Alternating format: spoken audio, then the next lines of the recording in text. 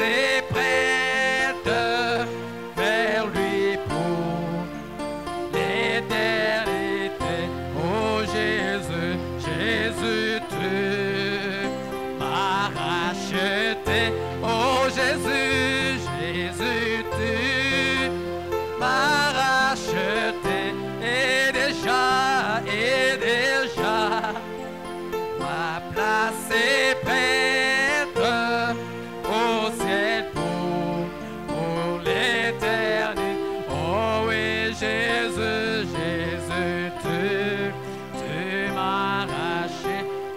Oh Jésus, Jésus, tu m'as racheté. Et déjà, ma place est prête au ciel pour l'éternité.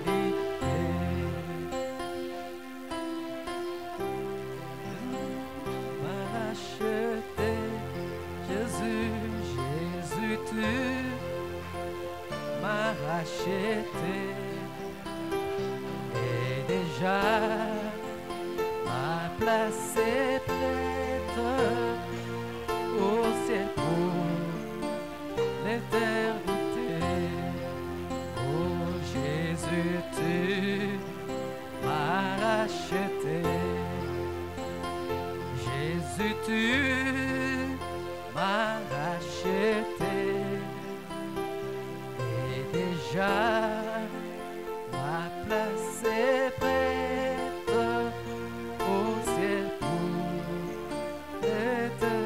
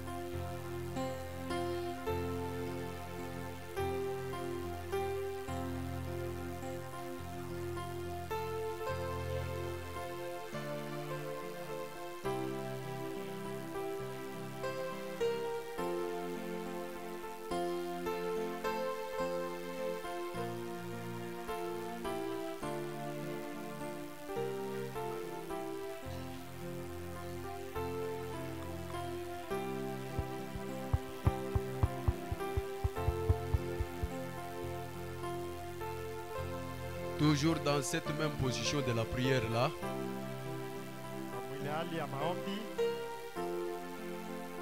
Je vais prier pour commencer le culte, la prédication d'aujourd'hui.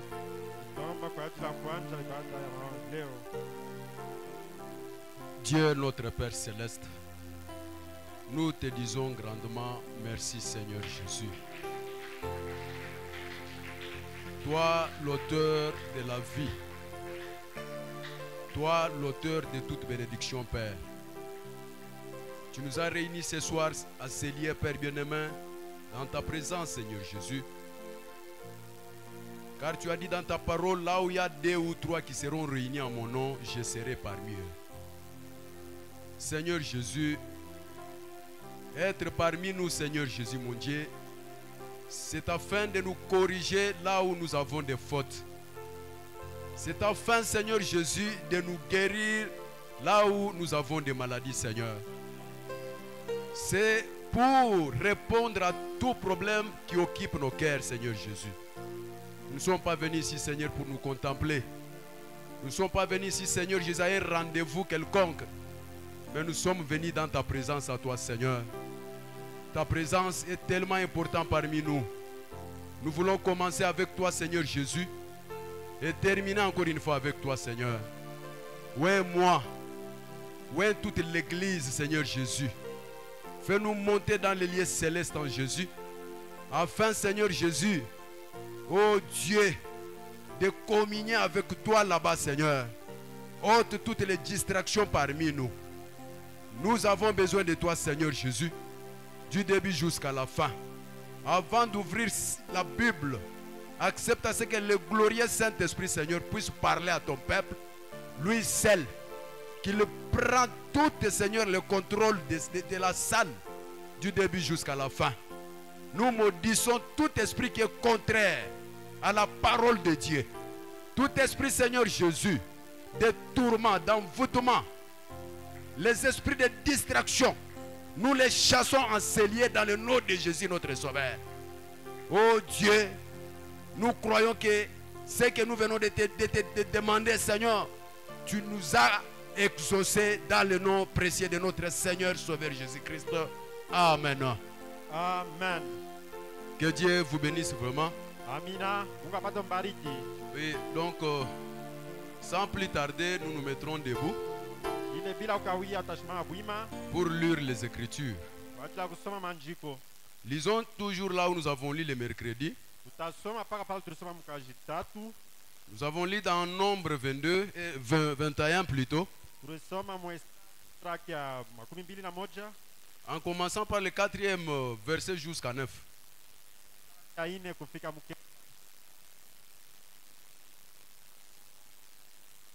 Ils partirent de la montagne de Hor par le chemin de la mer Rouge. Ça ne donne pas. Le micro là-bas, ça ne donne pas. Pour contourner le pays d'Édom, Ja kuzunguluka ile nchi ya Edom les peuples se patientant en route. na taifa haikuwa na uvumilivu mbalabala Et par là, contre Dieu et contre Moïse. na wakasemezea bubaya kupitia Mungu na Musa. Pourquoi nous avez-vous fait monter hors d'Égypte? Kwa nini ulitutosha Misri? Pour que nous mourions dans le désert. Kwa ajili ya tupate kufa ndani ya jangwa. Car il n'y a point de pain et il n'y a point d'eau. Kwa nini hamna chakula, hamna maji? Et notre âme est de goûter de cette misérable nourriture. Na moyo yetu inateswa sana na inakatala na hii mateso na hii chakula tu. Alors l'Éternel envoya contre le peuple deux serpents brillants. Na pale wa milele akatuma ku taifa ile nyoka akanja balumiza Ils mordirent le peuple. na ikalumiza taifa. Il mourit beaucoup de gens en Israël. Na elfu mingi akufa mule Mwisraeli. Le peuple vint à Moïse et dit, Taifa karudiria Musa na kumwambia nous avons péché. tulitenda zambi. Car nous avons parlé contre l'Éternel et contre toi. Kwa hiyo tulisemezea bubaya kupitia wewe Musa na Mungu wetu. Prie l'Éternel afin qu'il éloigne de nous ces serpents. Wewe omba wa milele kwani tuondosha banyoka. Moïse pria pour le peuple. Na Musa kombea taifa. L'Éternel dit à Moïse, Wa milele Musa, fais-toi un serpent brillant et place-le sur une perche. na uiweke juu. Quiconque aura été mordu Ule yote atalumia kwa nyoka et le regardera conservera la vie. na atatazama ule nyoka atachunga maisha yake. Moïse fit un serpent d'airain Musa kafanya ya shaba et le plaça sur une perche. na akamweka pale juu. Et quiconque avait été mordu pour un serpent, Na ule yote alilumiwa na nyoka, et par un serpent, ule yote alilumiwa na et nyoka regardait le serpent d'airain, na alikuwa anatazama ule nyoka ya shaba conserver la vie. na alikuwa anachunga maisha yake. Ok, asseyez-vous, nous avons déjà prié Dieu. Taomba mtaweza kuikala. Maintenant, nous allons lire encore une fois dans Zacharie, là où nous avons lu. Tutasoma tena Mzakaria mule tulisoma mara ilipita. Zacharie chapitre 12, le verset 10. Zakaria sura ya 12 mstari wa 10. 12, le verset 10 dit ceci. 12 mstari wa 10 anasema hivi: Alors je répandrai sur la maison de David et sur les habitants de Jérusalem un esprit de grâce et de supplication. na pale nitaweza kuweka roho yangu juu ya nyumba ya Moize na nyumba ya Israeli, ile roho ya kuombolezwa, Et ils tourneront le regard vers moi. na pale watanigeukia kunitazama mimi. C'est lui qui les ont percés. Ule aribasonga Ils pleureront sur lui, abatalia njuu yake ye, comme on pleure sur un fils unique. sawa vile aliaka mtoto mmoja tu. Ils pleureront amèrement sur lui, comme on pleure sur un premier-né. Na batamulia vile sawa vile aliaka mtoto wako wa kwanja. Je pense que ça c'est une histoire qui est déjà passée donc dans le premier Exode. nawazia kama hii ni hadithi ilipitikanikaka mkutoka wa kwanza. Maintenant, cela nous aide vraiment à connaître comment est-ce que Dieu avait marché avec son peuple autrefois et comment le même Dieu est là. Parce qu'il ne change pas. Ile kone tusaidia namna gani Mungu alitembea na taifa yake ya kwanza. Ule Mungu moja moja asibadilike kamwe. Lui, il garde toujours sa nature. Yana anachunga paka hali yake.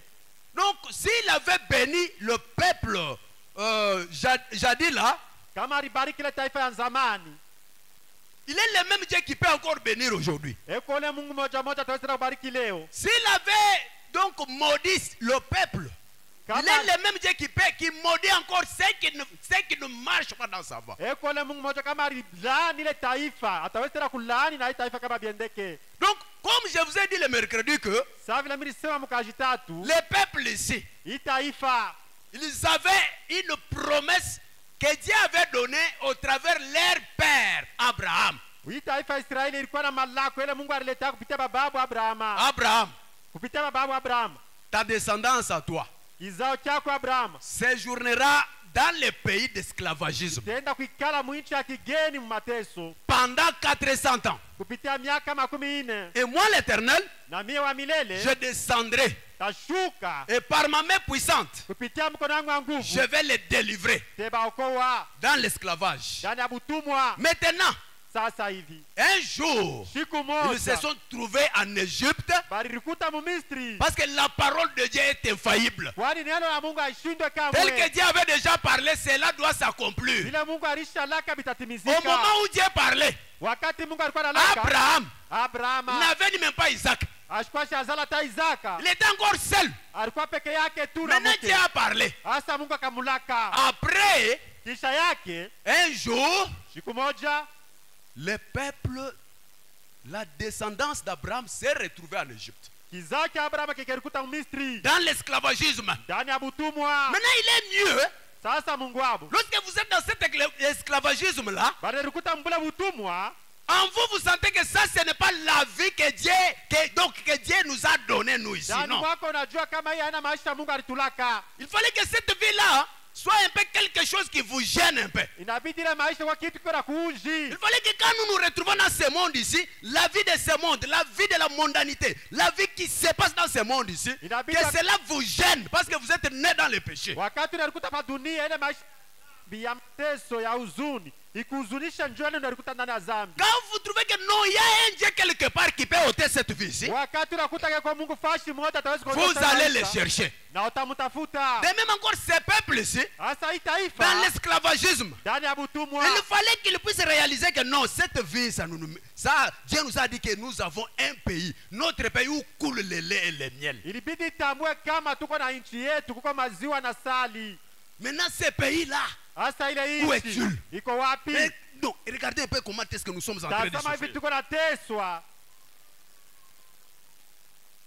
Maintenant, cela vous poussera maintenant à prier Dieu, Ile takusoka wala takusukuma ya kuomba Mungu, à regarder aux promesses, ya kutazamia malako, donc à avancer devant Dieu avec cette ya promesse-là. kuendelea mbele ya Mungu na ile malako. Dieu, Mungu tu nous as promis. wewe ulitulaka Mais parmi le peuple d'Israël là, katikati ya taifa ya on Israeli. est allé trouver seulement une seule famille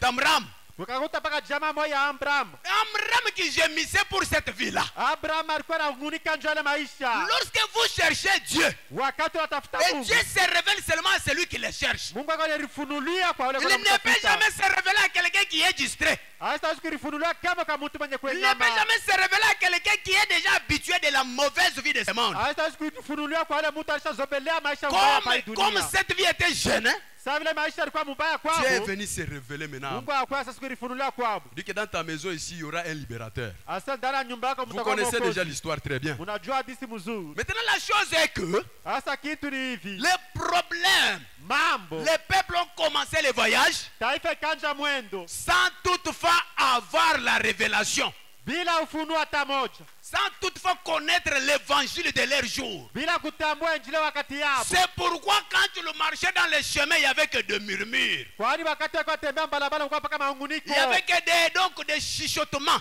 Kulikuwa paka maunguniko. Parce que Kwani ils ne savaient ni même pas hawakujua kitu kana hata Ce qui leur kimoja. est arrivé. Bila itaziwafikia ni nini? C'est pourquoi, Ni kwa maana arrivé seulement au désert là, kufika mjangwa, après avoir vu une grande, donc la main puissante de Dieu, quelque chose de grand, Dieu a ouvert la mer rouge. Ils ont vu les miracles. kisha kuona ile miujiza mkubwa, Mungu akifungula bahari mwekunda, Ils ont vu ce que Dieu a fait en Égypte là-bas. bakaona bila Mungu akitenda kama Mais ce Misri. peuple-là, Ile taifa moja malgré tout moja, cela, injua bila il vyote, murmurait toujours. balikuwa paka naungunika, Cela a vraiment attristé Dieu. na ile kahuzunisha Dieu a Mungu. dit que non, non, non.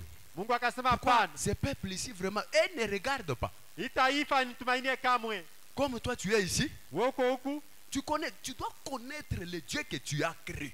unabidi kujua ile Mungu wewe Tu dois uliaminia, connaître le Dieu que tu adores. unabidi kujua ile Mungu Sinon, si vous kuabudu. ne le connaissez pas, Kama wamtambue, vous adorez ce Dieu-là en vain. uko na abudu ile Mungu kwa Et il ne bure, fera rien pour toi. na sitatenda kitu njia yako wewe. C'est pourquoi, Ni kwa en maana avançant comme ça, mkuendelea ils ont manqué bakapusa à réaliser un peu tout ce que Dieu a fait pour eux. ya kutambua yale yote Mungu alishakatenda Maintenant, Dieu a dit que jambo. non, non, Moïse, Mungu akasema ces Musa, peuples ici, non, non. hii taifa, Mais quand Dieu a frappé ces peuples, wakati Mungu akapika le ile taifa, prophète dit que nabii les anasema peuples, taifa, ce qui a fait que cela est allé toucher le cœur de Dieu, c'est la confession. ile ilifanya ke roho ya Mungu irudie ni kukiri barikiri, Ils kutubu ont baritu, reconnu que non, non, nous avons péché contre l'Éternel. bakatambua kama tunatenda dhambi kupitia milele. Maintenant, au lieu d'avancer directement, Mbele ya kuendelea, ils sont allés maintenant à Moïse, qu'ils ont dénigré là. bakaenda kwa Musa, wala balikuwa na dharau. Moïse parle à ton Dieu. Musa asemezea na Mungu Sinon, nous wako, allons tous terminer ici. kama ni hivi sisi wote tutamalizika. Parle à ton Dieu, Semezea Mungu wako qu'il nous vienne en aide. etusaidie. Le prophète dit que, Nabii anaendelea mkusema toujours dans tourner le regard vers Jésus, ndani ya ile mahubiri 189, Musaka 39 il dit, anaendelea la mkusema confession, kutubu, regardez bien, tazama mzuri, nous avons péché. ulitenda dhambi. Voyez-vous, Tazama avant toute chose, mbele ya yote, pour la guérison, juu ya matunzo il faut d'abord la confession. inabidi ya kweli kukiri na kutubu. Donc Dieu, Mungu lorsque vous confessez, wakati uko na vous tubu, vous approchez maintenant de Dieu. ndio nakaribisha Mungu, Il vous reçoit, atakupokea, il vous ferait maintenant un chemin anakupasuria sa pour njia sortir dans cette malédiction-là. ya kutoka mwile laana. Maintenant, le peuple de Dieu, Taifa ya Mungu, le prophète dit que c'est la confession nabii anasema ke ni kutubu d'abord. ya kwanja, Et après cette confession, kisha kule c'est kukiri, là où Dieu a dit à Moïse maintenant, ndio pale Mungu akamwambia Musa, fais le serpent. uiwatungie nyoka ya shaba. Et celui qui regardera là-bas, Ule atatazamia kule nyoka, il sera guéri de cette blessure. atatunziwa kwa ile malumizo ya nyoka, atamulumiza. Maintenant, ça Sasa c'est quelque chose qui est déjà passé. ile inakuwa hadithi ilishakapita. Pourquoi le prophète prend maintenant aujourd'hui, il nous dit de regarder vos regards, tourner vos regards vers Jésus. Kwani tena nabii atakuwa leo tuambia sema mgeuzie Et macho yenu si kwa vous Yesu. voyez bien cette prédication, le prophète a prêché ça, c'est après l'ouverture de cette sceau. Na kama ukitazama mzuri, nabii kuhubiri ile mahubiri kisha ufunuo mihuri ya Donc, saba. quand les 7 sceaux sont ouverts, Wakati mihuri saba kufunguliwa, maintenant le prophète, hasa nabii il a prêché cette prédication ici. akwa kuhubiri mahubiri, Tournez les regards vers Jésus. mgeuze macho yenu mtazamie Yesu. Pourquoi il a dit ça? Bwana alisema Parce que même dans Zacharie, hata Zakaria, le peuple de l'extrémité de la terre là, taifa ile ilikuwa mwisho wa dunia. que Zacharie parlait, qu'il parlait là, dans son temps là. Yule Zakaria alikuwa anatabiri mwile wakati, Dans son temps là, mwile wakati le yake peuple, taifa, ils étaient loin de Dieu parce que ce temps-là, Dieu ne traitait jamais avec les nations. kwani ile wakati Mungu ashikwa kuzungumza na Ce mataifa, n'était pas à eux de tourner les regards vers Jésus. alikuwa kwa hapo Mungu evangalie, Mais lakini il parlait, il prophétisait la prophétie du temps de la fin. bo alikuwa anatabiri matabiri wakati ya mwisho, Après l'ouverture des sceaux, kisha ufunua mihuri saba. lorsque ce Dieu-là est descendu, Wakati ule Mungu akashuka, chaque personne, kila mtu il devient maintenant l'autorité suprême. anakuwa yeye mwenye na mamlaka Où yake chaque pekee. personne maintenant, Wala kila mtu pour avancer, jia kuendelea, il doit fixer ses regards vers ce Dieu-là. anabidi atazame ule Mungu ni C'est là Mungu. où il trouvera la solution dans tout. Joel atakuta majibu mambo yote. Maintenant, je lis les prophètes. Sasa tutasoma nabii Je lis les prophètes. Je prends d'abord là où nous avons lu pour entrer un peu avec quelque chose là-bas. Nachukua pale tulisoma mara ilipita, Dans la prédication, regarde. mahubiri tazama. Il y a quelque chose que j'avais un peu parlé. J'aimerais entrer par là. Kitu mimi nisemezea pale, mimi napenda niingilie pale vile. Prédication, regarde. Mahubiri tazama. J'ai pris un peu ces brochures parce que c'est pour aller un peu vite, vite. Mais je ne sais pas si j'ai laissé ça, je ne sais pas.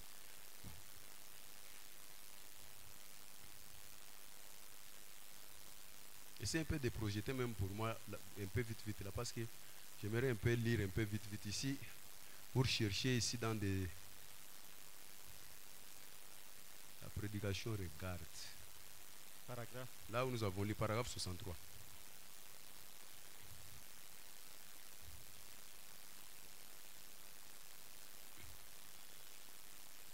Vous avez déjà projeté? Je vois donc cela. Minaona basi ile. Voyez? Tazama. L'obéissance à cette parole. Kutii juu ya hii sauti. Le fait de prendre cet télémètre Ya kuchukua ya et kweli de ile le tagamini. braquer sur un point jusqu'à ce que je vois les mêmes vies. Amikutazamia paka kwani ni ile Et niona je maisha vois, moja moja hivi. excusez un peu, jusqu'à ce que je vois les mêmes choses que ces apôtres avaient vues. Wakati mimi nipata kuona kitu moja moja kile mitume baliona. Les mêmes évangiles Ile moja moja. qu'ils avaient, Ile walikuya nayo. qu'ils avaient prêchés. Ile injili moja moja warubiri. Donc cela produira les mêmes résultats. Ile italeta matokeo moja moja. Et Bao oui, non, non. Oui. Donc, puisque cela les avait produits pour eux, kwani hiyo iliyotaka majibu moja moja kwabo. cela atteindra la cible chaque fois. Na ile itaenda kuleta shaba kila Donc, mara. peu importe ce que les églises disent Ingawa vyote makanisa tawezi et kusema. ce que les gens prétendent, Na vile bantu banawazia. je sais que cela l'atteindra. Minajua kama ile tafika kushaba. En effet, 3 points. Kwa hiyo sababu Et voici ce que j'aimerais regarder. na muone ile mimi napenda kutazama. Cette parole-là. Ile neno ile. Donc, voici ce que j'aimerais regarder. Muone ile mimi napenda kutazama. Regardez quoi? Cette parole-là. Ile neno ile. Veillez à ce qu'elle soit au point Mwa mkesha nukta ikufike. pour avoir la même vision que Yojua kwa na yonyo moja moja sala ilikuwa nayo. qui est autrefois. Ile ilikuwa kama mara nyingine. Alors, Basi elle accomplira le même travail que cela avait fait pour eux. itatenda kazi moja moja ile litendaka njuu ya bobo. Donc, cela Ile guérira les malades. itatuza magonjwa. Cela Ile ressuscitera les morts. itafufula bafu. Cela Ile chassera les démons. itafukuza na Et mademoni. cela Na ile produira une église glorieuse italeta ile kanisa damani. qui sera disposée à sceller son témoignage Ile itakuwa tayari njia ya kuleta maushuda de mpya. son propre sang. Ya ile damu yayo Si pekee. jamais c'est nécessaire. Kama itawezi kwa ya mafaa. Maintenant il dit que car ça dépend Kwani inaanza kufuatana de ce que ya ile vous regardez. ile unatazama. Oh Église Dieu vivant. Kanisa ya Mungu Le aliye. message est réel. Ujumbe ni ya kweli. Le même Dieu Ule Mungu moja moja. que nos apôtres avaient eu Mitume ont balitumiki. vu Barishi. les mêmes résultats Barishi majibu moja moja. doivent se manifester aujourd'hui. Inabidi kuonekanika Mais ça leo. dépend de ce que vous Inaanza regardez. kutaza kufuatana na ile Parce unaona. qu'il dit que Anasema hivi. veillez. Mukeshe. Retournez un peu là-bas. Rudia kaloko. Retournez un peu. Il dit que veillez. Asema mukeshe. Toujours 63 là. Ça y est où? Ah. Écoutez.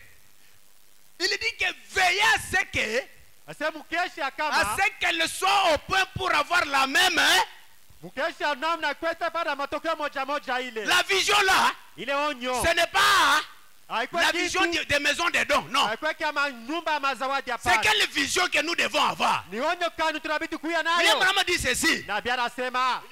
Anaendelea mkusema. Je lis dans la prédication.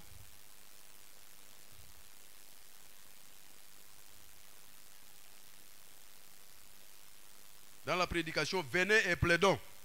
Tutasoma ndani ya ile mahubiri. Ou bien, Kuja entre tuomboleze. parenthèses, les dons et les appels sont sans repentance. Tunafunga nukta mwito Ce na n'est pas la mazawadi vision sio que bila vous Mungu. devez avoir par des maisons de dons, non. Haina onyo ya kupata Tu paka peux, manyumba ya avoir, mazawadi. tu peux avoir ces visions-là des maisons de dons, mais vous n'allez pas recevoir la vie. Hauta- La vie ne vient pas dans... Zawadi- La vie de Zawadi- Dieu ne vient pas au travers de ces choses-là. Uzima ya Mungu haikuya kupitia bila La vitu, vie de hapana. Dieu Uzima ya Mungu vient iko na quand vous kuya recevez une vision kama napata ile onyo qui vous ramène dans la parole de votre jour. iko kurudisha muneno ya Au siku moment où yako. cette parole se révèle, Wale wakati ile neno et quand nalifunua vous saisissez seulement wakati unaipokelea la tu même vie qu'ils ont eue là, ile maisha marishi cette même vie va se refléter ile en maisha vous. moja moja tuonekanika ndani mwako. Il dit ceci. Anaendelea kusema, Il dit anasema maintenant.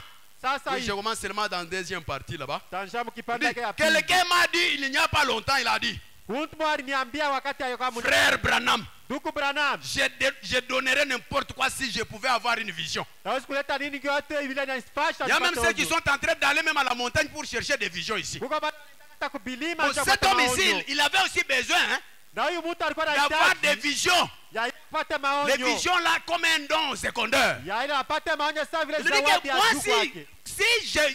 lorsque j'aurai aussi les visions, donc je suis prêt à donner n'importe quoi. C'est qu'il il était dans les soucis de trouver ça.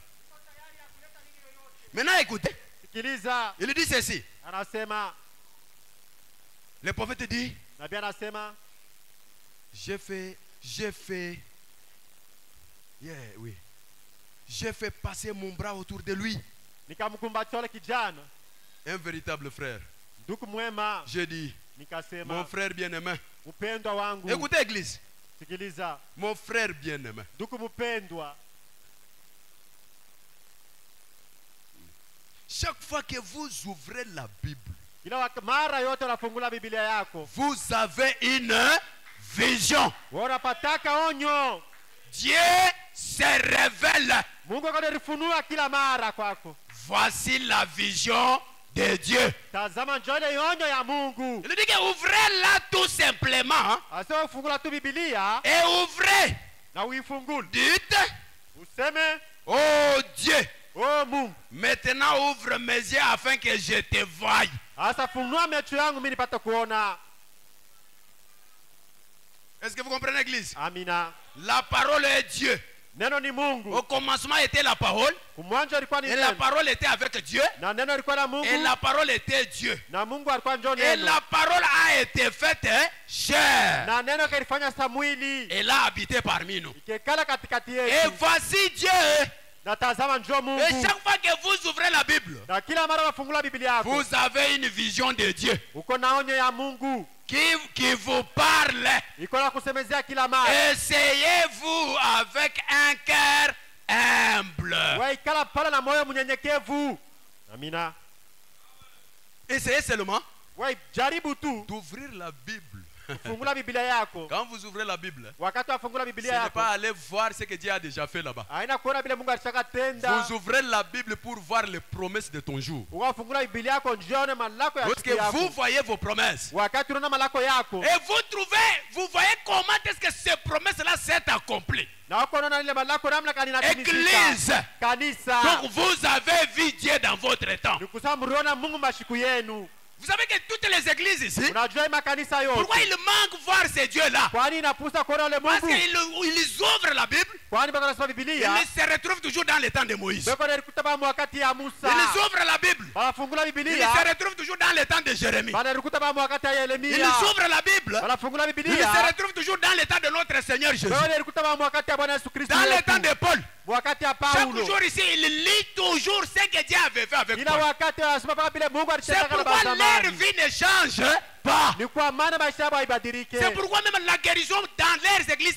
n'est pas une guérison véritable. Ni kwa maana hata matunzo ndani ya makanisa yako haina Mais matunzo ya quand kweli. vous ouvrez la Bible, Wewe wakati unafungua vous Biblia, regardez dans les promesses de votre jour. unatazama lako ya wakati yako. Église, Kanisa avec un cœur humble, na moyo Dieu mnyenyekevu. doit se révéler en vous. Mungu atarifunulia kwako Et vous ne wewe. serez jamais la même personne là. Hautakuwa kama mtu Vous mmoja serez un mmoja. homme transformé. Utakuwa na mtu mwenye kubadilika. Un homme changé Mtu automatiquement. mwenye kubadilika kwa ghafla. Dieu ne peut jamais mentir, bien-aimé. Mungu hastawezi kulanda Et chaque fois mpendwa. quand vous avez ça, Na kila wakati uko na ile, chaque jour, kila siku vous aurez toujours le regard fixé vers là. na utakuwa kila Hapa. macho yako na tazamia kuneno Dans tout, mubyote. vous voulez être béni, vous regarderez toujours à là. Unapenda ubarikiwe, tatazama kuneno. Vous avez besoin de la guérison, vous regarderez toujours à la parole. Unatajia matunzo, tatazama paka neno. Nous n'avons pas reçu les dons. Tatupokea Nous avons reçu le donateur lui-même. tulipokea wa kuleta mazawadi peke yake. Église.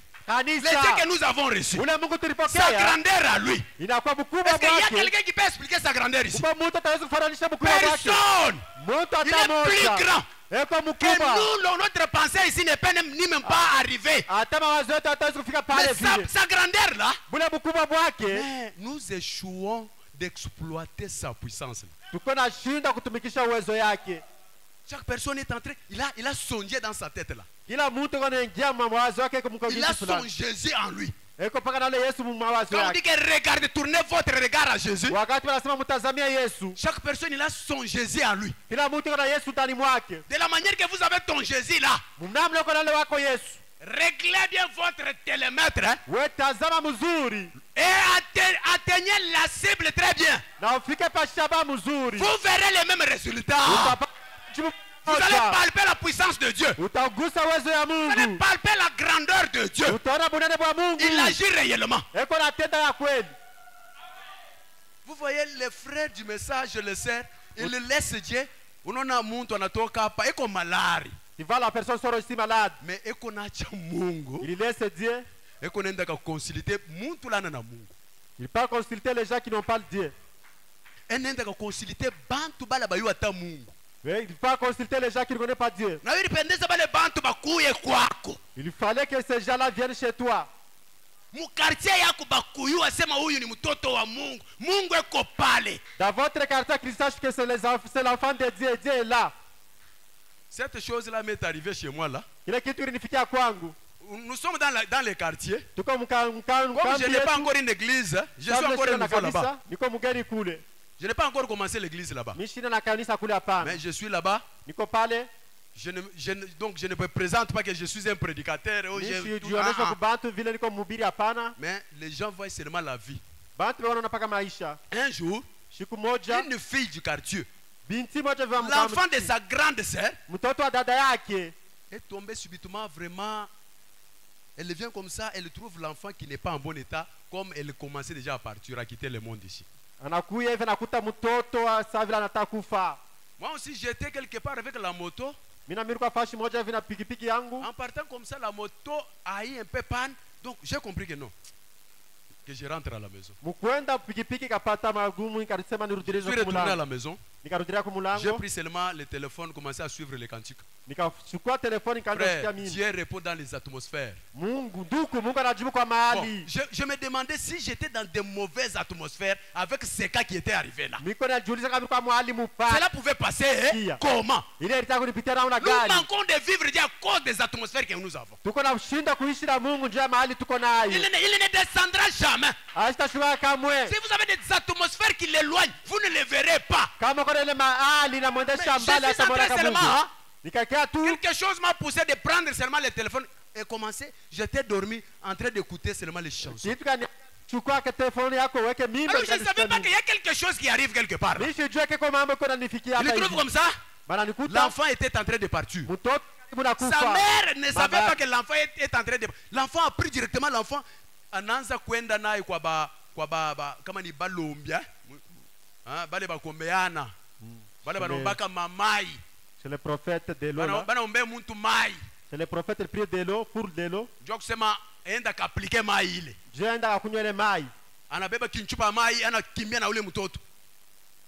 Anafika quelque part, anashika kintu asema uende kule. Mimi nasha kulala. Mimi nashika paka nje pale. Bantu bekona. Kumi mkutoka na ule mtoto, direct mtoto anaanza kufa deja. Anenda mtoto c'était déjà terminé. Mtoto alikuwa kufa. Bana shutu banakuwa naye munyua. Mimi naangalia hivi Je priais Dieu. Nikaomba Mungu. Mtoto unaangalia hivi mweupe. Mecho alikuwa mweupe ana tena na damu. Damu haina Haina yako. tena na damu. Mimi naomba Mungu mtoto ana revenir. Mimi naangalia damu hivi hainamu. Mimi naonesha Mungu asemrudishie damu hapa.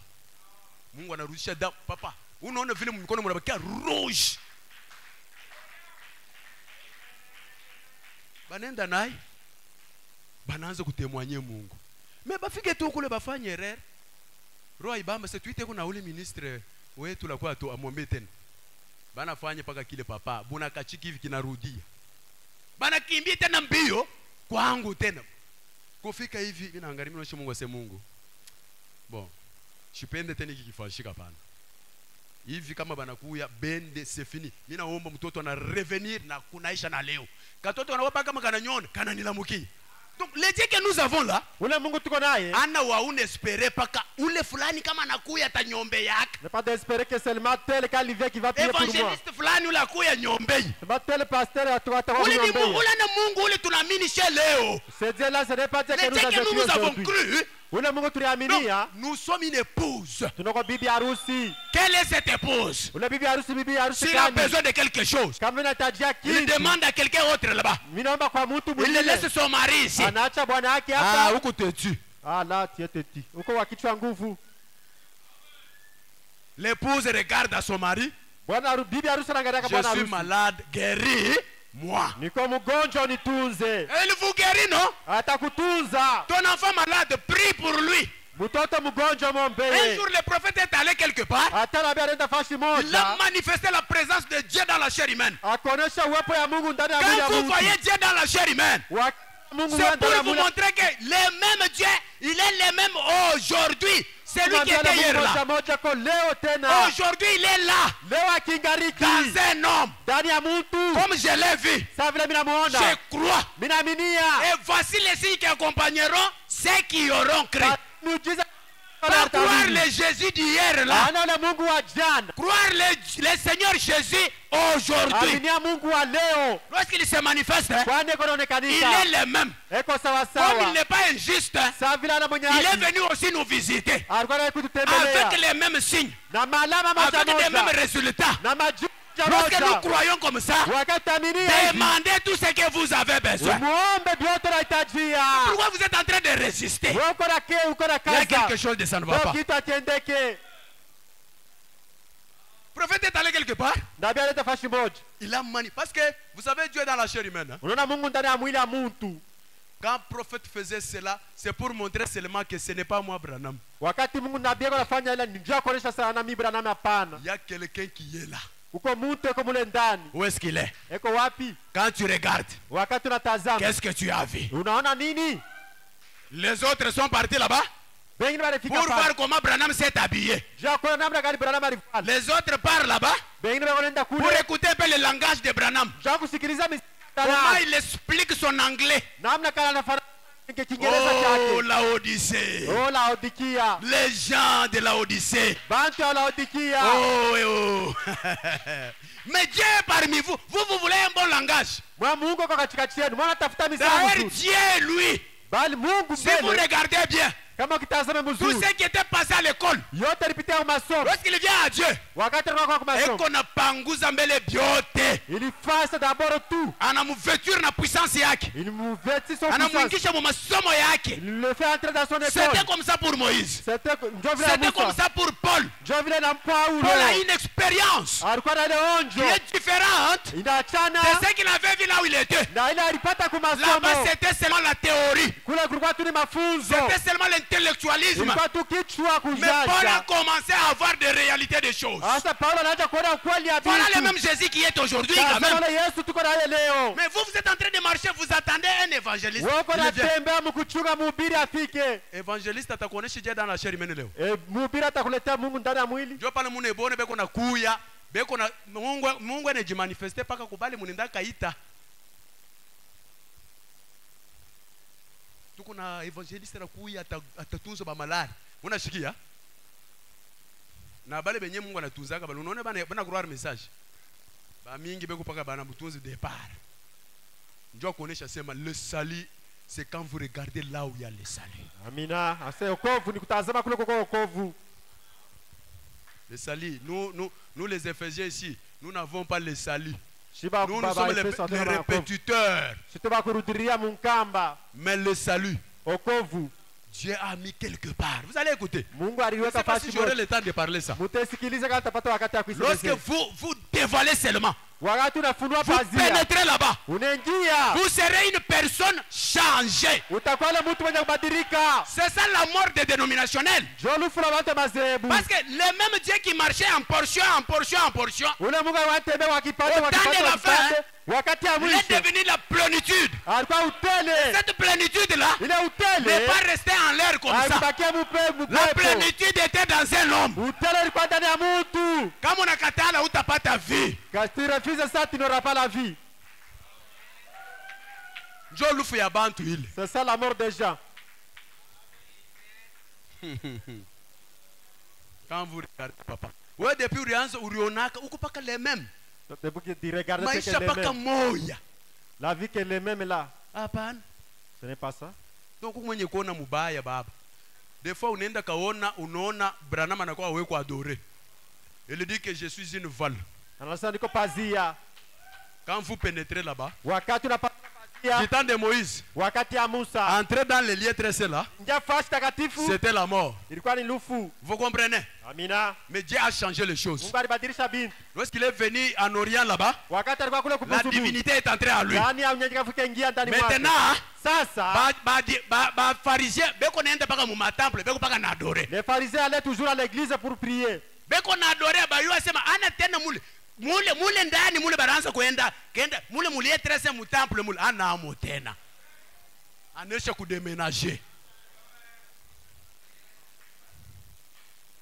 Mungu tuko naye munene hivi me uko nabakia na mambo depuis uko naye. Ule muntu anaona paka Branham anakuya. La vie que Branham est venu. Il a manifesté, Dieu s'est manifesté au travers d'un homme. Mungu akaonekana mbele ya muntu. Cela a donné la foi. Ile kaleta imani. Maintenant, il a dit, qu'est-ce que vous croyez? Branham akauliza Nous mnaamini? croyons. Ndio tunaaminia. Pour que Dieu accomplit Marc 16, Jua Mungu atimize ile Marko 16. imposez-vous les mains. Muriwekee mikono. Est-ce que vous comprenez? Amina. Imposez-vous maintenant les mains. Vous les croyez là. benye mikono. Ils se sont imposés des mains. Bakeriwekea mikono. Il a prié. Akaomba. Des guérisons se sont fait là-bas. Matunzo katendeka. Oh, il y avait un gouverneur qui était aussi là-bas. Na kulikuwa na mgouverneur Un gouverneur mkubwa wa Qui a mji. palpé aussi ça. Akaonja Il dit, ile. oh, Branham, Akasema. il y a des évangélistes qui viennent. Kuko mahubiri wanakuyaka. Avec leur guérison là, il fait des miracles, il fait ça et il prend ça. Anaenda nayo. Wewe unabakia. Shuka mtamfuata siku Je ne nyingine. sais pas quand tu vas le Unaona suivre vile l'autre unahangaika. jour. Unaishi kwa na Mungu huku naye ndani me, unaangalia kule. Asa Branham na leo tunaanza kuombeana kwa Mungu. Kumbi Mungu anatuyua. Seke na wewe unaanza kuombea mtu. Paf! Témoignage na kui. Dieu va te confirmer. Mungu anabidi kuhakikishe. Mimi niko na bia mingi sana. Humu hii kazi niko nafanya, mimi sina predicateur wa kusema bule. Et puis mon ministère ni njoo kusema wewe na wewe upate Mungu, hapana kuangalia bantu. Mon ministère que toi aussi tu es un Dieu, pas seulement regarder Ndio les kile gens. Mungu alinionyesha mimi avant ya Seke Dieu m'a uko dit. ministre wa modele kanaona na yako commission. C'est que Mungu le shalipatia ministre qui n'a papier pas une commission. vocation. Na leo après William Branham ça c'est la grande commission, mais nous aussi nous avons des commissions. Kisha Branham alikuwa ile commission kubwa na sisi tunakuwa na ile makommission kidogo. Moi je connais ce que Dieu m'avait parlé. Mimi najua vile Mungu Il a alinisemezea. dit que allez voir quand tu seras là-bas, moi je vais bénir mes enfants. Asa uende tayari wale utakuwa pale mimi Hata mimi tabariki nakuwa watoto. niko na mihubiri, muyuki kile Mungu alinionyesha.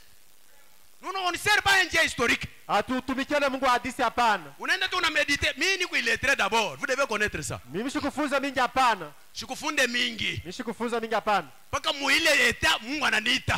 C'est pas dans ce temps-là que Dieu m'avait Sasa appelé. niko bien parce que niko na vivre na ule Mungu. Je suis bien parce que je vis avec ce Dieu-là. Bila chana na wewe wakuyo manjiko mingi. Nous sommes différents, toi qui connais beaucoup de Allez Écritures. demander partout là où j'ai prêché ici à Lubumbashi, il vous donnera les Mwende témoignages. mkatulize kote kule Mirubiro Mulubumbashi watamletea ushuhuda. Mais nous ne voulons pas garder ce Dieu là seulement pour nous les Éphésiens, non? Hatupende kuchukua ile Mungu mpaka kubashiri mahubiri hapana. L'épouse est au sommet, là où tu dois être dans la chambre du roi, toi seul avec Dieu. Mungu pale inapasha pale uko pekee na Mungu wako. Kule unespera katenda. Celui qui t'espère va Asa kama uko voyager. quelque part mupori we moi. Oh, niende bele nikakonsulte Mungu kwa maison des dons. Mnaanza tafuta kwa kwenda. Kule banasema kuna laka mavazi sana. Frère Leo. shikale fashi huko ile na parole ndani ni ya kupita ile mavazi. Vazi buloji beko nabo maisha mubaya. Ça c'est l'âge de pentecôtisme. Le kizazi ya Pentekoti. Dans l'avion on montre combien de personnes? Mudeke banapandaka bantu ngapi? Plusieurs. Ba mingi. L'âge de pentecôtisme, William Branham dit que c'est comme la civilisation, cela montre l'âge des arts. C'est quoi ça vile kizungu kinaonyesha kile kibao wakati ya ndeke. Bantu beko amo ba mingi. Ya beaucoup déjà là-bas. Uye na sanuku kule. Hey. Ule na epale. Hey. Église mujima baba. Shaya tuna tena kule. Kisha unatoka kule mashimango ndani. Busharati. Les faux. Nous sommes dans l'âge. Nous sommes des astronautes, nous. Nous montons plus haut. Au-delà des astres là-bas. Au-delà. Là où personne, l'avion n'arrivera pas. C'est là où Dieu nous a amenés, non? Pourquoi ne pas marcher avec ces dieux là partout? Dieu fait des choses, mon frère. Mutamona. Hey. Parce que là-bas, on n'entre pas des personnes. On entre individuellement. Vous êtes là-bas. Vous attendez le départ. Le troisième poule s'est déjà manifesté. Ça c'est un secret de l'épouse. C'est pourquoi William Branham n'avait pas divulgué ça. Sinon tous les bons devraient être là. Écoutez.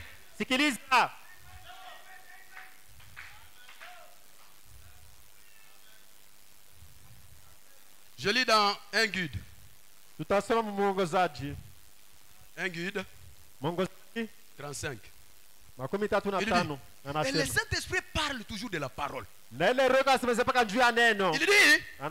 j'ai beaucoup de choses à vous dire. Vous ne pouvez pas les comprendre maintenant.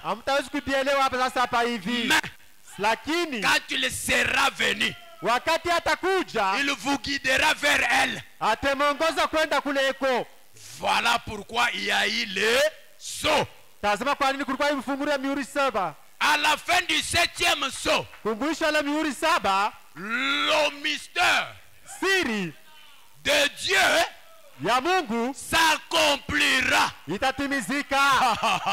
C'est ça le secret de l'épouse. Le mystère. Alors au 7e saut, ce n'est pas encore les mystères, non. Ça se devient le mystère. Dites-nous quel est son mystère là. Écoutez, le mystère là, il le dit. Oh. Oui. Savoir que ce mystère là c'est quoi? Quand cela se révèle, savoir que Dieu est. Mungu uko na dore nina eko Dieu unamuyua autendeka muyuie mu pentecôtisme, non. Même quand Dieu a dit à notre prophète d'aller révéler ce mystère, il a dit que ça ne va pas avec ça au bébé pentecôtiste. Ça allait au Branham Tabernacle. Là où il y avait l'épouse. Bataweka jare moya beko na kufuka munende bone shebi. Wa monake vile banasemaka. Asema, il dit de savoir qui Dieu est. C'est qu'il est. Comment il vit. Le Dieu l'a vu quoi? Oh, église. Quand vous regardez, vous voyez ça. Vous ne serez jamais les mêmes. Écoutez, comment ce Dieu l'a vu? Oh, quand Atiroite avait vu ça, wakati Atiroite alimwona, même les salis de ses enfants, les enfants qui avaient parlé en mal. hata ukovu wa watoto yake walikuwa wanasema mubaya. Vous savez, aujourd'hui, quand vous parlez en mal Leo kama wakisema mubaya de ces prophètes, bwa huyu nabii, de ces dons, bwa hiza c'est watu, le blasphème, non? inakuwa kufufuru. Mais ces gens-là ont parlé en mal. Bale batoto walisema C'était mubaya. les gens qui devaient être loin et séparés de Dieu éternellement. Walipaswa kuwa mbali penye Mais à kati na Mungu cause de vile. ce qu'Ati avait vu, Na kupitia ile hati aliona, Dieu a donné les salis à ses enfants. Mungu akaleta ukovu ya watoto Mais yake. vous avez des problèmes. Alipata que solution. Vous avez des problèmes qui n'ont jamais été solution. Na huyu Mungu Abraham. Hapana baba. Essayez de remettre encore votre terre. We jaribu tena Telemeta. kutazama. Vous allez les remettre par quoi? Uterudisha kwa nini? La prière. Kwa maombi. Seigneur, aide-moi. Bwana unisaidie. Révèle. Unifunulie. Il dit, Endelea mkusema. écoutez, Sikiliza. je continue. Niko naendelea. Il dit que qui il est, Eko comment namna il gani? vit, Eko naishi namna sa gani? nature, Hali yake. son être, Bumutu bwake. à ce moment-là. Écoutez, Mwile wakati. à ce moment-là, Mwile wakati. vous devriez être tout en eau. Unabidi kwa kweli kuwe wote. Hey, frère, interprétez bien. Kama tu unavumbula kile Mungu eko, kile eko nature yake, namna eko naishi, par là Kupitia bila hivi. kutosha unenda musome. Où c'est là? Wapi kule? Ici. Pale vile juu. Pale juu. Tu es maintenant dans la fusée. Kwa sasa ndani ya juu. Unekala mu kile kinaenda kile basoronto banapandaka ni kinini? Fusée. Ze. Unekala sasa mu fi. Nekala mufize. Là maman dit que dans les fusées là, ce n'est pas toi qui feras encore l'effort. Asana nitara nguvu yako hapana. Oh, mimi naenda kumulimi nikatafute Mungu. Je pars à la montagne chercher Mimi Dieu. naenda huko nifanye hivi. Mimi naenda huko nika Là-bas, là où tu es là, pale tu connais que huko. je suis dans le feu. Unajua sasa niko ndani ya fize. Maintenant, prends maintenant Sasa le chukua radar. ile radar. Et le radar c'est quoi? Radar ni La nini? prière. Ni mao. Papa, Baba. Mungu yeye mmoja yuko na ile puissance yake, utashtuka kitu kinafanya nini?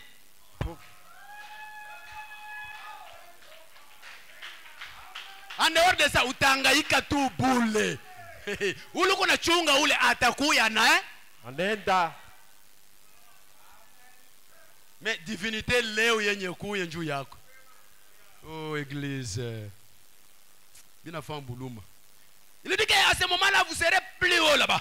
Ule wakati mtakuwa juu sana. Écoutez, Sikiliza. vous serez haut. Mtakuwa juu. Écoutez. Tout en haut. Ici, Mtakuwa juu. Hapa. voyez, Mnaona. vous Mweye. nous amenez à la pleine stature des fils et des filles de Mtafika mwile sana mtakatifu ya mtoto wa hiki binti ya ndio Mungu. kitetufikisha Hiki ndio itatufikisha. 7e saut. Mihuri ya Ndio saba. itetufikisha mukwa batoto ba Mongo. Hapa haina les enfants de Dieu, le fille et le fils. Quand on dit fils et fille, c'est que vous êtes maintenant adoptés. Vous êtes un héritier. Wanakuwa kupiana. Et tu commences aussi à parler ton père là. Donc Dieu a écoute. Mnaanza kusema sasa vile mtoto Mungu anasikiliza. Parce que vous demeurez dans la parole. Kwani unakaa ndani ya Si neno. vous demeurez à moi, Kama unakaa ndani la parole mwangu, demeure en vous. neno langu unakaa ndani Demandez mwenu. tout ce que. Muombe yote mnataka. C'est parce que tu es un enfant du 7e saut. Kwani uko mtoto la mihuri saba. C'est ce qui nous amène plus haut là. Ndio kwa tufikisha juu Et sana. il dit, Anaendelea mkusema. ibi bintu amwibamini yaka mweyao. Mais ule mwanamke diki ashipendake eglise ya bantu ba. Shuka muna loka ou bien? Celui qui parle ici c'est William Branham, ne me regardez pas moi. Ule kwa nasema hapa ni William Branham, msitazamia mimi. Dit quand on prêche la parole de Dieu ponctuée d'un Wakati wanahubiri neno la Mungu mseme amina. attaque comme il a condamné parce que l'amen cela veut dire ainsi dit le Seigneur. Seigneur. Kwani amina ni hivi Bwana anasema. Hapana bibi ya bongo bila ba ministre banaanza kuingisha bia. William Branham dit, qu'est-ce qu'il dit? Unekipata wapi mwenye? Des imitateurs. Amen na usema paka kesi kile. Wewe unaweza wako mbele ya baba yako. Ilunga. Mimi nataka kusema, papa unasema nini? Yeye njoo anakuita njoo akuoneshe. Siamini. Wewe shikia kile baba yako anakuonesha. Kama anasema yo papa, mimi tafanya. Ba ministre ba leo. Tout ça c'est quoi? Ma imitation. Kitu kia Mungu akina ndani. Kitu kia Mungu ndani kitakuonesha. Unaenda quelque part. Oh, vous savez, la calvitie de William Branham c'était l'aéroport international. Unakipata? Wapi? Colonne de feu kuikala hapa iliingia ndani. William Branham dike pale muriona hapa yulu ni njoo kuimionyesha mwe bantu. Mais yari yua sema iko wako depuis mon naissance yake. Yari yua. C'était confirmé when I meet to you. Mais ilikuwa wapi? Kama waamini bintu njoo pale uko na mambo iko na kukuia paka ngovo. Shina nata mingi banduko yangu Miye ministeri yangu mishikala evangelist. Evangelist njoo pale unaona benendo anapata paka le kamo. La calvitie l'aéroport inter. Uko na paragrafu au baba. Hivi biote Branham anasema vya mingi au biseme kukatai paka aeroport international. Unakipata wapi? Kyote kile ni nini? Ndani amuna Mungu. Mimi Mungu alinione, mimi niko na yangu commission. Mungu alinionyesha sema, uyua sema usipime kufuata enthousiasme ya bantu. Neville, ne suis pas les enthousiasmes. Répète les bandes. Usifuate wafurafura bantu rudia kamba. Njoo aliniambia. Quand je marche moi, et il m'a dit, sois toujours à genoux, s'attendant à moi Dieu. Kwa paka magoti kuvumilia mimi. C'est ma commission à moi. Njoo kazi Mungu alinipa. Shikalage na ubiri njoo mimi nashikika amo kule paka mimi na verifie na William Branham. Njoo mimi nasema. Bili munasema binaleta nini mu bakroya? Bangivi, ba frère ba escroc. Ba sœur ba ben angare miodele paka ya modoni. Ba frère ma téléphone angara bunene. Niko na abi na prophète. Ça. Kama pasteur anechika kwa tamu ogajo ingine, tutakuwa kubisema. Angara ki telefone. Ma filme mibaya. Bile bintu vitakupatia atmosfera uomba Mungu. Hasa bakukuye na malade pale brusquement. Utafanya je? Bon, twende naye kuku pasteur wetu. Pasteur wetu hapa iko hapa ninjo akurepete William Branham. Umubebe umuingishe wapi? Na kama unamuingisha ndani, voici les signes qui accompagneront. Azami diza tasindikiza wala ramini. Parce que cette colonne de feu s'est déjà divisée. Quand c'était la plénitude comme ça, c'était dans un travail à 7 ans de la fin. Après ça, cela s'est dit dans l'épouse du monde. Kwa na yako portion ndani. Oui na yako portion. Oui na yako. Pour faire quoi? Iko netuchunga mu mapendo. Amina. Ndani ya sauti ya Mungu. Unasikia? Voilà. Église. Kanisa. Unakuwa paka wa Mungu wa pasteur ayo afanye pasteur anakuwa kukupatia divinité. Na wewe kwa naye ndani. Si je peux confirmer même ça. Je lis, mettez un peu la divinité expliquée. Mettez un peu la divinité expliquée.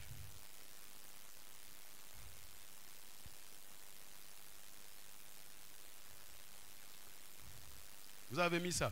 Paragraphe. C'est déjà mieux. Donc, excusez-moi, il peut quand même contrôler. Excusez un peu parce que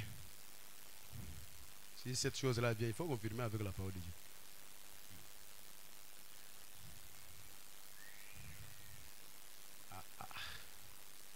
Que Dieu m'aide à trouver. trouver ça vraiment.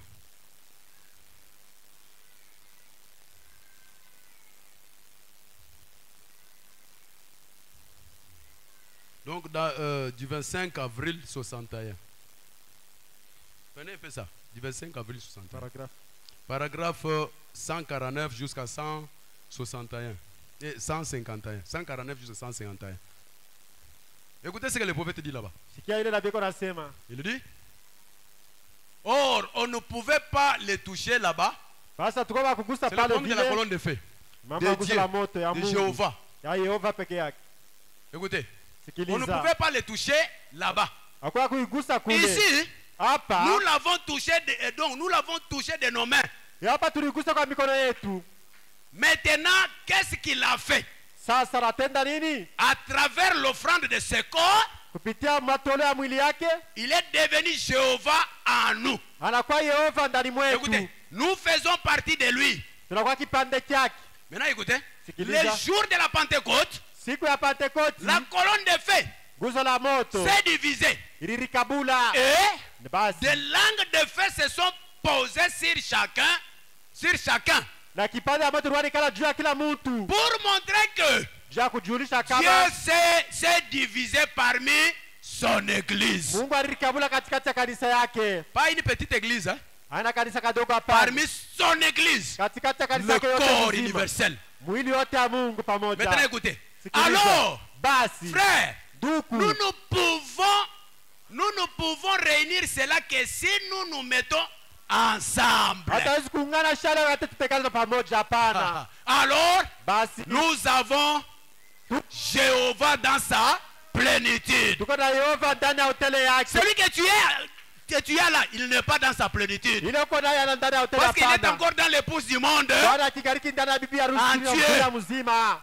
Quand on va se réunir, Wakati c'est là où maintenant cette plénitude sera là. ndio pale ile butele itakuya. Écoutez, Sikiliza. mais comment peut-on y arriver quand Attends. celui-ci parle en langue et qu'il est et qu'il a le baptême et que celui-ci, 3 points, Na kama tutaweza kujua namna gani kama huyu anasema kwa lugha na huyu anasema et puis na kisha garder cette langue de feu par ici tuchukue lugha ya moto et kupitia hapa l'autre, na ingine mettons cela ensemble. tuweke yote pamoja.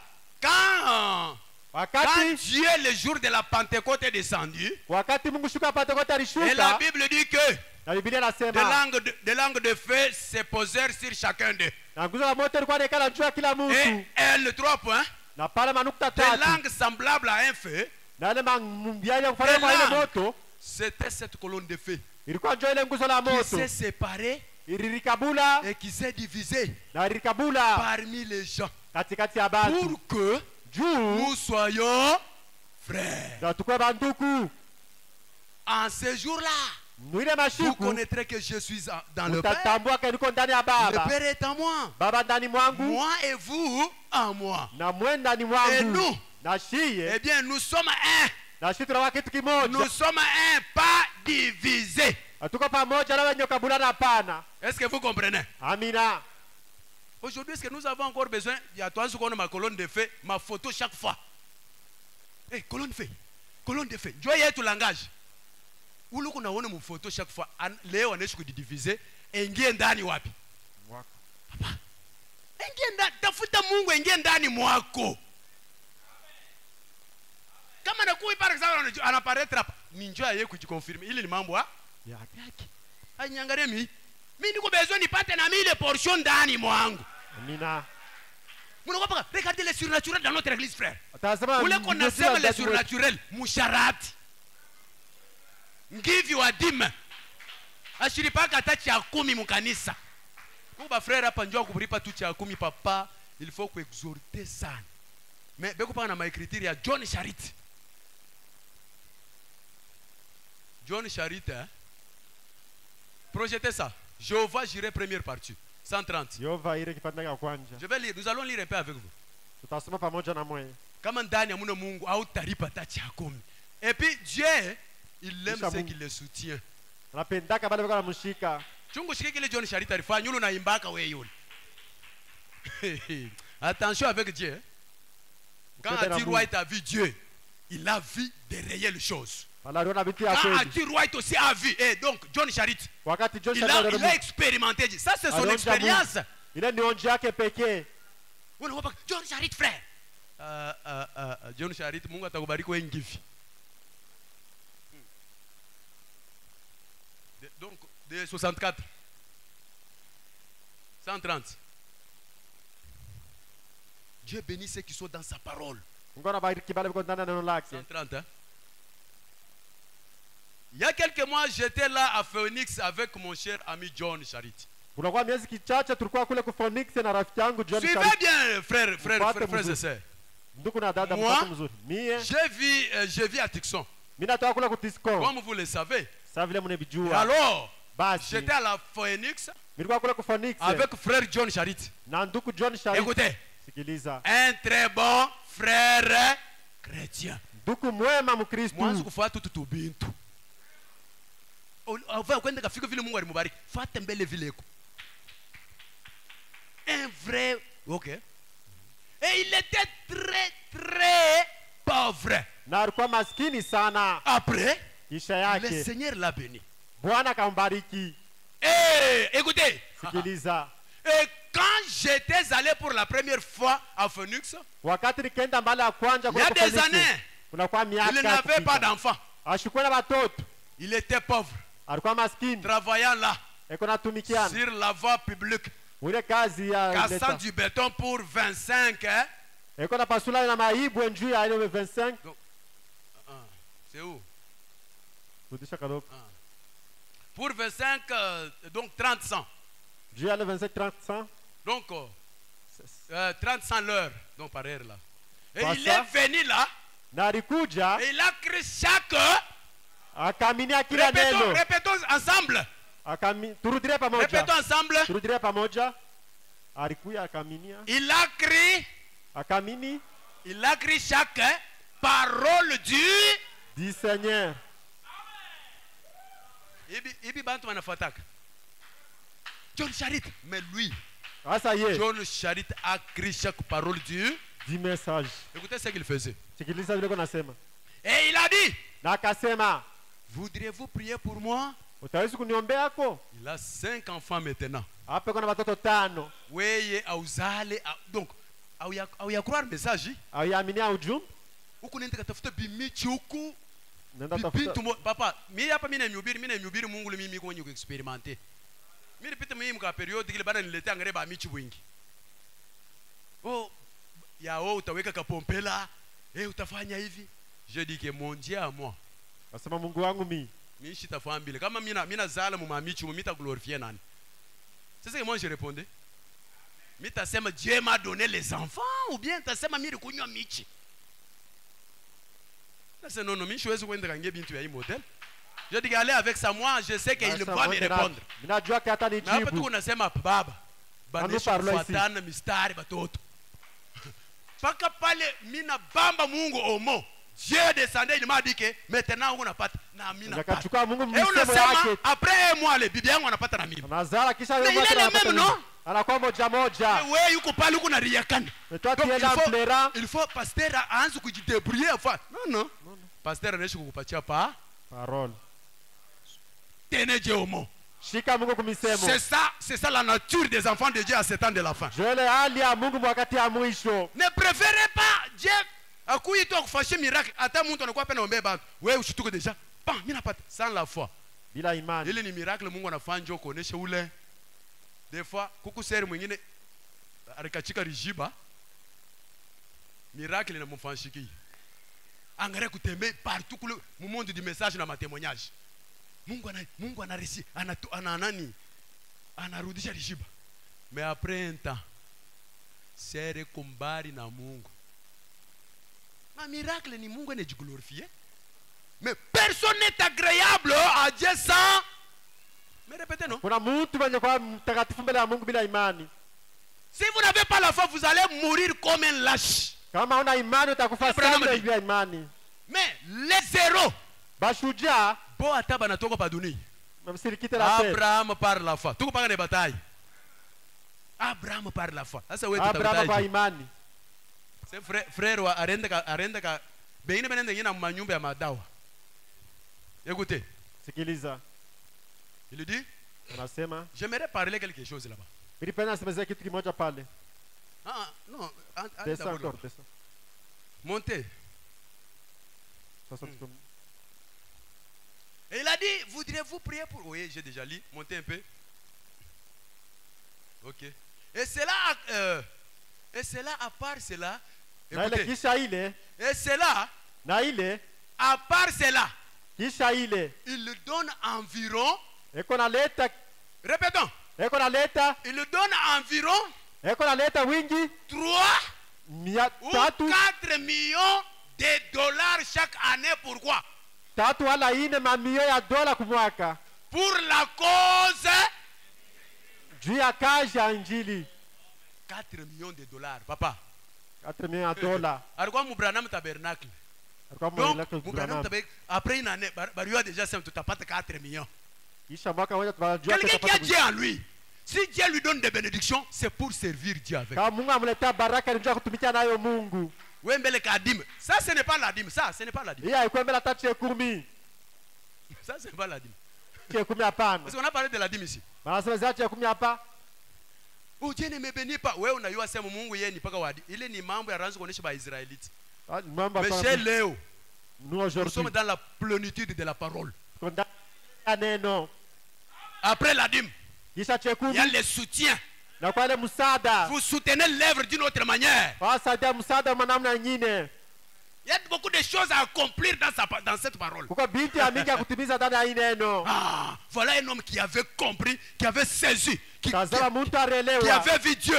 Aliona Mungu. Il a saisi une bonne vision. Alipata onyo ya C'est kweli. pourquoi Dieu, avec de telles personnes-là, Ni kwa maana Mungu na wale watu il bavile. confirmera toujours sa parole. Atahakikisha ya kweli neno lake. Si vous voyez, la parole n'est pas confirmée. Kama unaona neno aina yenye kuhakikishwa, Oh frère, ce n'est pas Dieu qui a les problèmes. wana Mungu kuna mambo tena ndugu hapana. C'est toi. Ni wewe peke yako tu. Allez avec la prédication confirmant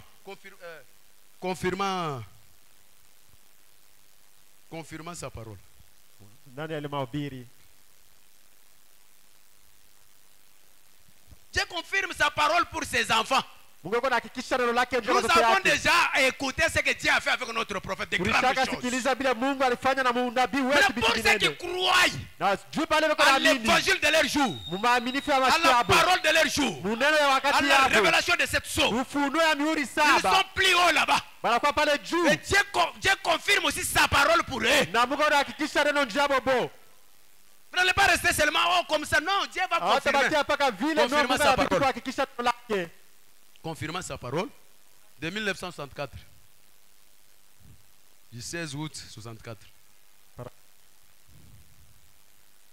Paragraphe. Commençons un peu par 117.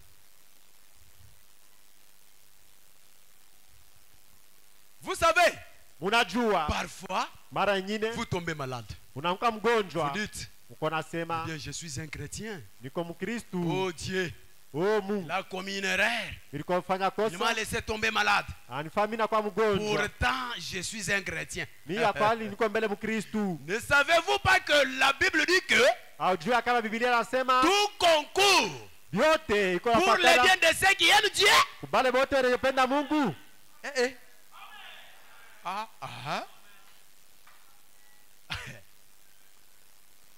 Quand Josué les a conduits là, Wakati Yoshua alibongoza à pale cette vile. période-ci, Mwi wakati sasa le hivi Jourdain pratiquement traversé à peu presque partout. pale wakati ile Yordani ilikuwa yenye kuyala sana fashi Sauf, yote. c'était en avril, hein? Ilikuwa aine je pense. Parce qu'en avril, vous voyez, il y a des inondations. Maji ile kalaka yenye kuyala sana. Les Jourdains étaient pleins. Yordani ilikuwa yenye kuyala. Mungu anaacha kuibapitisha temps ile Jourdain ilikuwa kwa bien, anachunga mpaka mu avril. Frère, la maladie quand cela arrive, Magonjwa kama usisema inafika. kanye. Weye, vérifiez seulement c'est niko mu parole. Wewe tukuza tu niko ndani ya neno. Vérifiez parole. Angalia neno. Kama uko mu parole, Sitia dale parole. angalia vile kile Mungu atakuwa kufanya. Tazama ile Mungu atatenda ni nini. Parce que pale anaacha ile malari, anayo kile anayachia. Kaila ile sasa te maladie liko nele pourquoi? Que je continue d'abord. Niendelee mbele.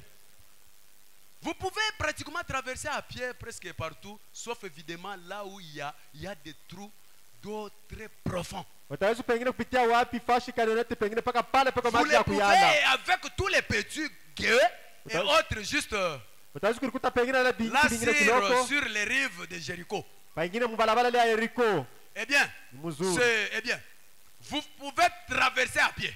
Utaweza tembea wa mikulu. L'eau ne dépasse Maji- dépasse pas beaucoup les chevilles. On Maji traverse ya bien titi cela en jeep, en véhicule, à cheval, à pied ou n'importe quel moyen, mais Ilata zipita hata na gari, Écoutez. zipita kitu kani chochote.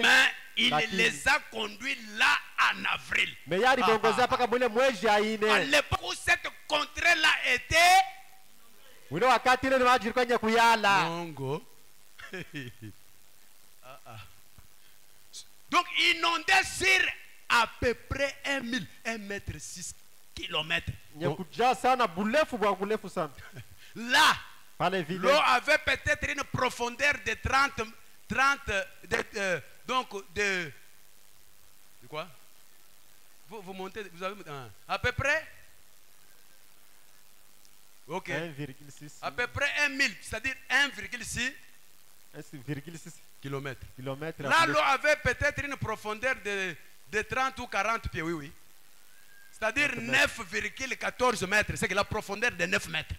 Urefu bwa 9 metre pale vile.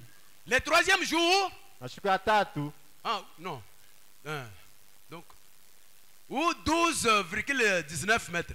inakuwa Ou bien pengine 12, ou 12 bien 12 mètres. mpaka Et bulefu. il a dit, le Akasema troisième jour, siku ya nous tatu allons traverser. tutatambuka. C'est Dieu qui l'a dit. Ah, Ni Mungu alishasema que le peuple s'assemble na taifa likusanye et nabo se sanctifie.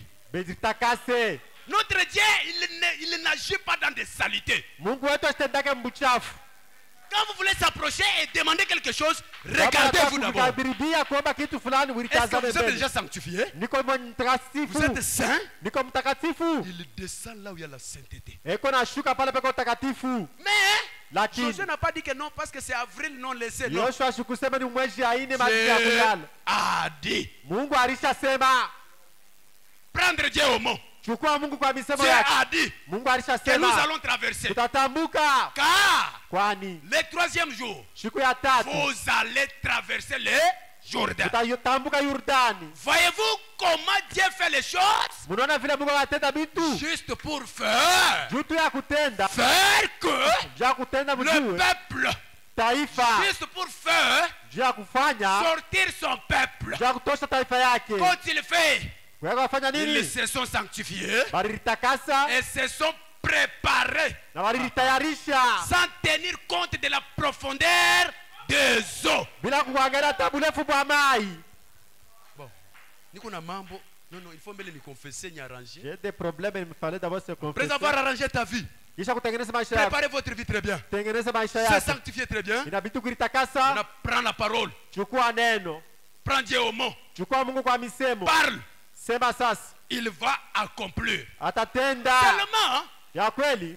comme tu es déjà plus haut, Sa vile ko juu. ces vertus ici sont en vous. Ile vimetakasha yote kwa ndani mwako.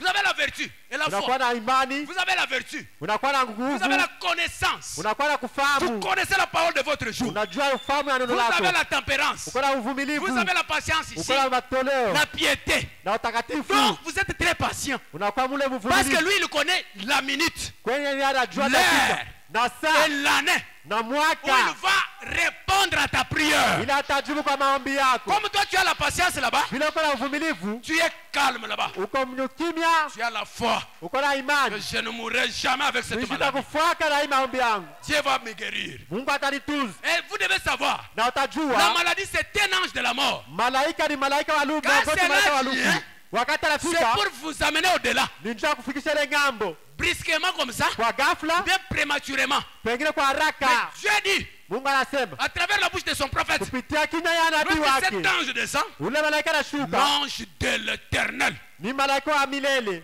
descend aussi. na yeye anashuka, Il se met entre la maladie, l'ange de anaweka la mort, katikati ya magonjwa na et lufu, toi ici. na wewe pa Est-ce que katikati. vous comprenez? Amina. Malgré les souffrances là, Injua ile mateso cet yote, ange ule ne malaika passera jamais l'ange de Dieu haitapita ule malaika wa pour Mungu vous tuer ici. juu ya kukuwa hii ng'ambo. Non. Hapana, Malgré que vous êtes malade. injua kwa mgonjwa. Seulement, hein, Wakati si vous n'avez pas la foi, hata kama na imani vous désirez aller de l'autre côté. unapenda kwenda ile ng'ambo. Alors, inanipite Mungu nikufa hata kufa. Oh, j'ai beaucoup souffert, il faut bien que je Pour te meure. dire que ça c'est ton affaire à toi seul. Nabii asema ni mambo ya kuangalia Ce peke n'est pas yako, l'affaire de Dieu. ni mambo yako pekee, haina mambo ya Oh, Mungu. ni volonté ya Mungu frère. Oh, ni mapenzi ya Mungu. Mungu alikuwa ni volonté yangu. Dieu t'a dit que c'est ta volonté. Maintenant il dit, ils se Anasema sont préparés, oui. walitayarisha. Vous voyez, ils Tazama. savaient que Dieu confirmerait sa parole. Kama Mungu atakisha neno lake, Montez. Peu importe ingiwa nini les circonstances. huyo kikwazo Combien kitakuja. vous êtes près du Jourdain. Mara ngapi mko tayari na Peu importe Yordani? les circonstances. Ingiwa ni kwazo utaweza Si kufika seulement kama tu vous pouviez garder votre cœur. utaweza kuchunga moyo wenu, Vous pouviez garder cette promesse de Dieu dans votre cœur. utaweza kuchunga hii malako ya Mungu ndani ya moyo yenu. Dieu confirmera que c'est la vérité. Mungu atahakikisha ile kama ni ukweli. En dehors de la promesse, Dieu ne répondra jamais. Nje ya malako Mungu asitajibu kamwe. S'il vous répondez, Kama il nakujibu ne sera pas encore Dieu. pala asitakuwa tena Mungu. Parce que vous allez témoigner quoi? Utashuhudia nini? Il témoigne dans sa parole. Inabidi Il kushuhudia répond ndani dans ya sa lake. parole. Eko najibu Moi, ndani ya je maneno sais yake. qui. Oh, ça, il n'est pas qui, ça, il n'est vraiment. Ah. C'était où? Ah. Au milieu de toute l'incrédulité, Katikati ya kutokuamini il kote, confirmera malgré tout que donc il confirmera malgré tout quelle est la vérité. atahakikisha yote ingia kwamba ni ukweli. Oui, Ndio il ne fait pas. yashitawezi kitenda, Donc il ne fait pas 3 points. asitende manukta Les tatu. circonstances ne l'arrêtent pas. Kwa wakati wala mambo hatawezi Il kumsimamisha. fera toujours la même chose. Atatenda kwa kile kitu moja moja. Comme autrefois. Alléluia. Amina. Oh là là. Remarquez, c'est Mtazame. par ces croyants. Voilà. Kupitia maaminifu yake. C'est par Ni kupitia ces maaminifu croyants yake. qu'il confirme sa parole. Kule kwa hakikisha neno lake. Il ne peut confirmer sa parole que Hatawezi kuhakikisha neno lake kama pas par les incroyants. haina kupitia watu kuamini, hapana. Ce n'est que par les croyants qu'il peut confirmer Atahakikisha neno lake pa kubaaminifu, sa parole. kubaaminifu wenye Peu kuamini neno lake. importe combien les autres prétendaient l'être en disant Ataingia bengine wanawazia kwa oh je kusema crois frère. mimi naaminia Vous ndugu. voyez, Unaona, si vous croyez, kama naamini Dieu le confirmera.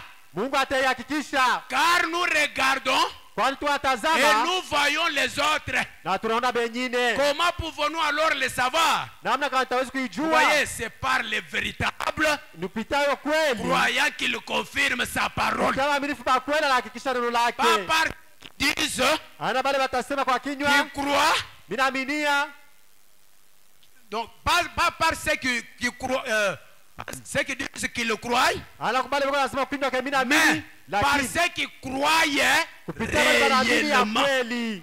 C'est par ces enfants qui croient qu'il confirme sa parole. Kupitia watoto wake banaaminia ndio bala ataki. Bipande, bishuke, Mungu atashuka atakonfirme. Amina. Mais kama wewe unalegea, hauna wa Mungu, utakufa lufu lwako we moya. Kama ubarikiwa, vérifiez la parole de Dieu. N'allez pas chercher, commencez à aller par-ci par-là. Wendo usta Nikakonsilite mbele ta, mimi nashikia akasema mule bana konsilita. Bila unapitisha. Chunga kama unaenda kakonsilite, le don ne donnera jamais la victoire. zawadi hata hawezi kuleta kama ushindaji. Ce qui donne la victoire, ce n'est que là.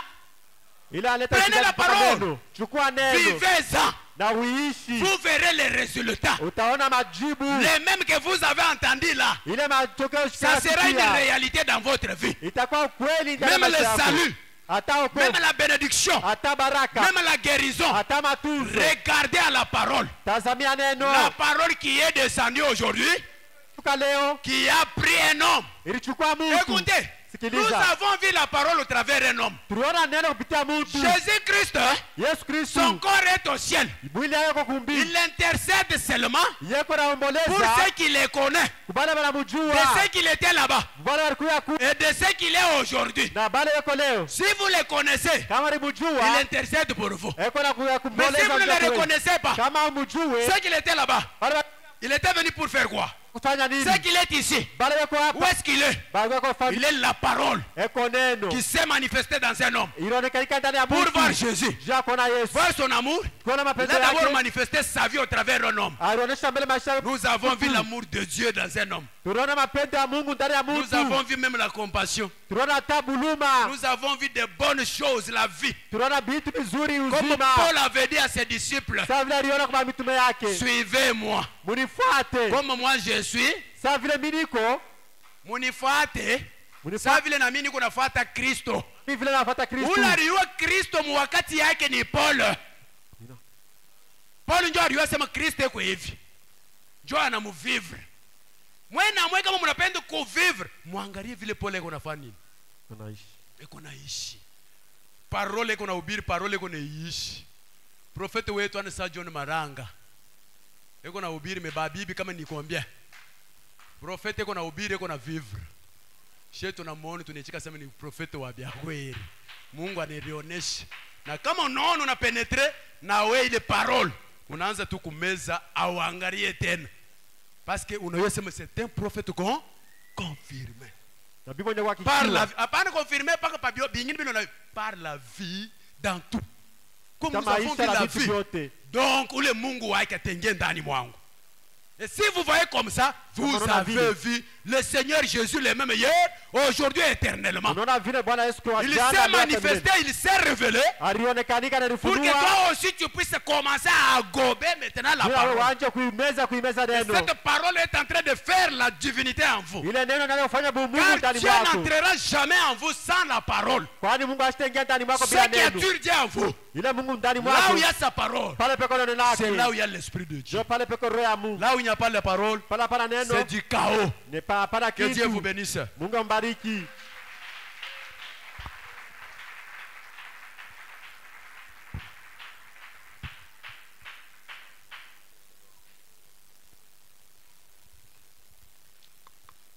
Mettons-nous debout, crois seulement, tout est possible à celui qui croit.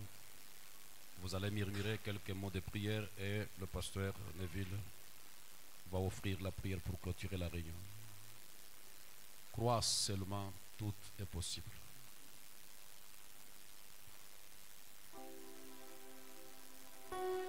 Avec nos yeux fermés,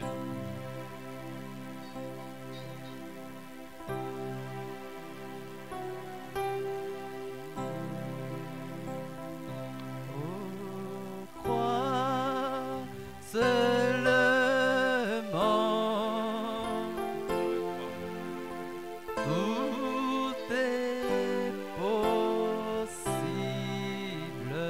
croyez-le de tout votre cœur. Crois seulement,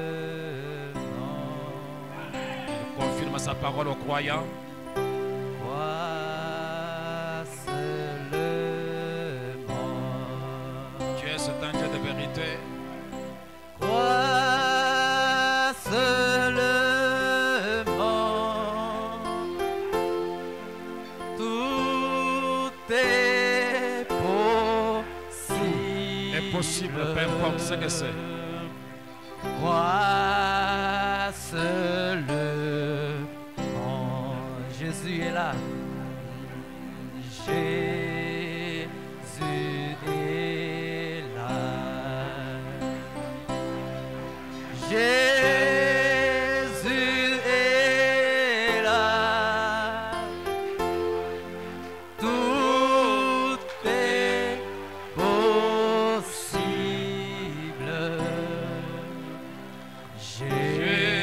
Jésus est là. L'ange est là. L'ange est là. Il est toujours dans le camp. L'ange est là.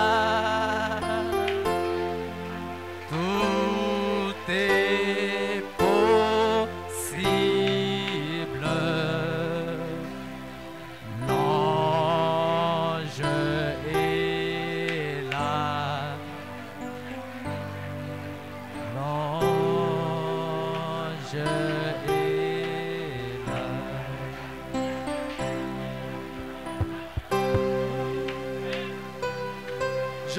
J'aimerais dire ceci. J'aimerais dire ceci, s'il vous plaît. Ce que le révérend a dit pour faire ici, c'était quelque chose que Dieu avait mis dans mon cœur. Pour prier pour les malades. Et prier pour les problèmes différents. Vous-même, vous connaissez ton problème dans ton cœur là. Sachez qu'il est vivant, il est là.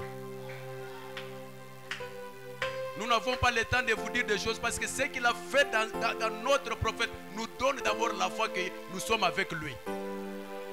Croyez là où tu es que prends cette maladie.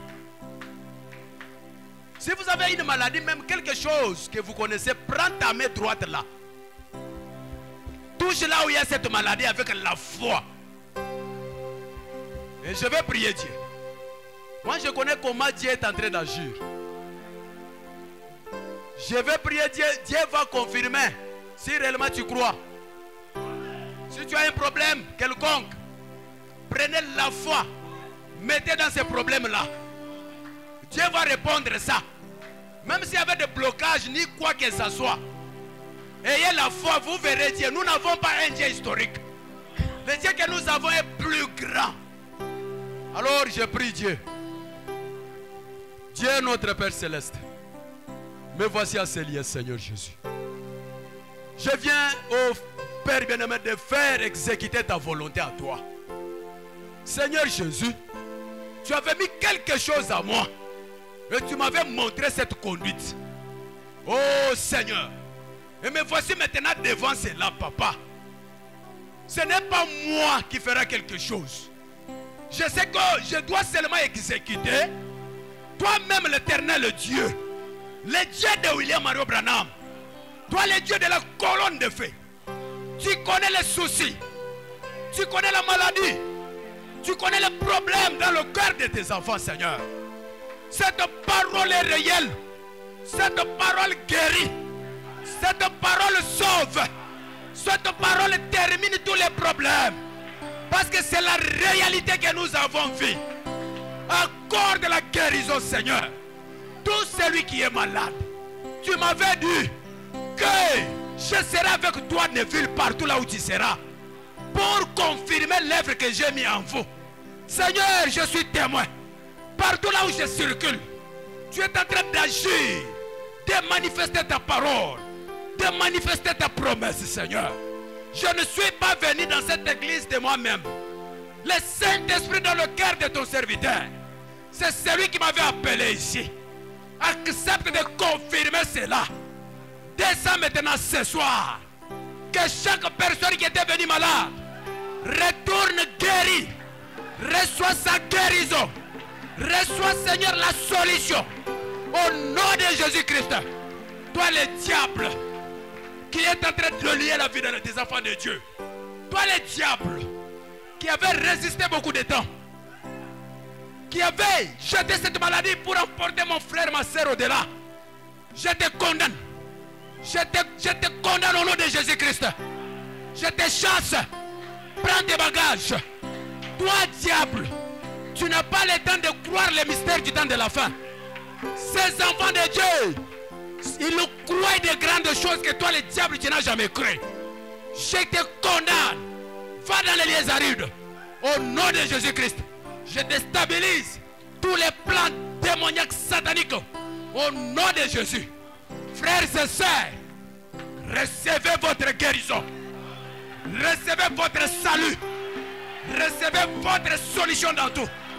Dans le nom de notre Seigneur et puissant notre Sauveur, le Seigneur Jésus-Christ, que nous avons prié demander. Amen.